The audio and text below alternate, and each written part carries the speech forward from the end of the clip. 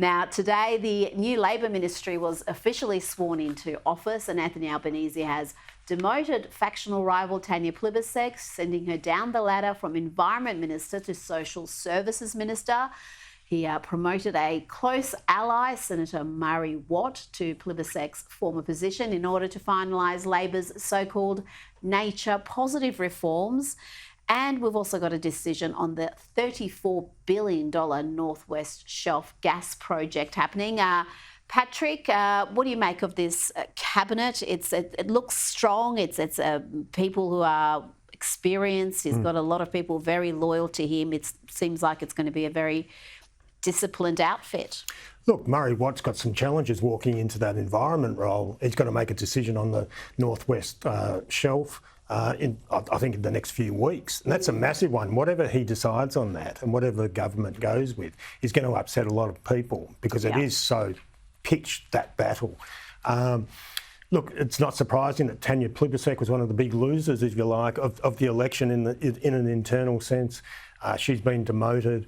And I think, look, Albo at the moment is in a position where he can promote and demote as he sees fit. He has such a mandate given the election result. It'll be interesting to see how those ministers go. But it was all about factional wrangling and all the rest, which I find, it's not necessarily merit-based, which I find disappointing. I mean, these people are very important, that you should have the best person in each of the best jobs. Well, talking about merit, there's now talk of quotas being introduced for the Liberals. Certainly, Susan Lee in the past has promoted quotas, gender quotas. It's funny to me, Patrick, we never talk about other quotas. If we really want to have a parliament that's representative of the community, you can't just stop at gender quotas. You would have to have all sorts of other categories. I mean, we've got, 1.4 million Chinese Australians. They're certainly not reflected in the parliament, and every other ethnicity and minority group. Look, I think the Liberals have a massive issue with women at the moment, putting aside quotas. I don't know any woman under the age of 40 who voted Liberal, to be honest. They did not appeal on any level. That is a big problem for the Liberal Party. But is electing through a quota system females going to... I don't think quotas are the way to go, but it did not feel like a party that represented women's best interests, especially with the work from home stuff early on in that campaign. They alienated working mums, working women in a way that really cost them deeply. So I don't think quotas are the answer. I agree with you on that. But they do need to be seen to be making moves towards appealing to women. I don't know. I think women will... will gravitate towards strong policies like men do. Maybe not in the same numbers of men, but you actually give them something to vote for, as we saw with The Voice. They will back you.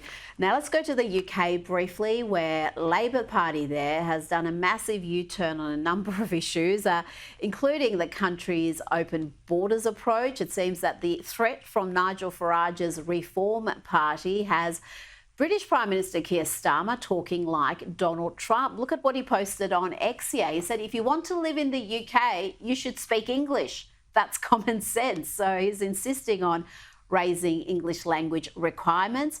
And he also posted this. He said, the Tories lost control of our borders and let net migration soar to record levels, undercutting hardworking Brits. I won't stand for it. I promised to restore control and cut migration, and I'm delivering with tough new measures. British workers, I've got your back. Patrick, this is quite astonishing. You got the Labor leader in the UK, someone who was seen as far left by many. He seems to be more conservative, more right-wing than the Liberal leader in Australia right now. Well, look, as he was posting those, I think the Sun newspaper in London was reporting that 500 people had crossed the English Channel that day, as he was actually talking tough. And I think there's been 12,000 people cross the English Channel in small boats this year, landing in England, seeking, refuge and a new life. It's all very well to talk tough, but it sounds very little too late, doesn't it, really? It does, and it's a matter of whether you actually think there's any substance behind that rhetoric, because you don't feel like Labor actually believe any of this. Obviously, Reform has done brilliantly. They're doing amazingly in the polls. There was the recent local elections and by-elections where they did very well. So I think this is a reaction to that. And isn't it funny that we were told that Trumpian politics turned off Australian voters when we had a very small L Liberal policy platform. And you've got Nigel Farage embracing Trumpian politics and winning in the UK. Now, before you go, I've got an example of the far left attacking itself from within, this time involving radical feminist influencers, Clementine Ford and Abby Chatfield, who have been attacking each other on social media since late last week. Over the weekend, it all got a bit too much for Abby Chatfield. Please stop dehumanising me. Please, you can criticise my content, you can criticise my work, just I'm begging you to stop lying about my intentions and stop saying that I have a personality disorder. You don't know me. And this is so triggering. I just want her to stop. Now, the row stemmed from an article Ford wrote on her blog last week, lashing Chatfield for profiting from the performance of being politically engaged and presenting herself as a voice of feminism, political authority. She called her shallow and says she platformed genocide supporters. I think she's referring there to Abby Chatfield's interview with Anthony Albanese. Ford then took to other social media platforms to call Abby Chatfield fake, as well as selfish and egocentric. Patrick, I'll be covering this in more detail in Lefties Losing It.